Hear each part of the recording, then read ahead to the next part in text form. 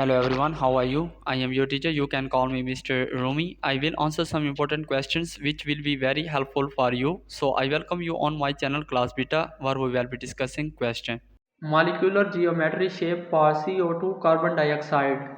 Correct answer is the molecular geometry of carbon dioxide CO2 is linear. It consists of two oxygen atoms bonded to a central carbon atom with the OCO bond angle of approximately 180 degrees. The symmetry of the molecule results in the linear shape where the carbon atom is at the center and the two oxygen atoms are located on opposite sides.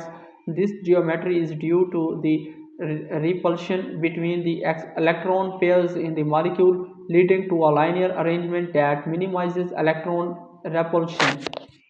So that was our today's correct answer to question. If you have any other question, please let me know in the comment section. I will be answering your question soon. Thanks for watching the video. Be sure to like, share and subscribe our channel. See you in the next question. Bye bye.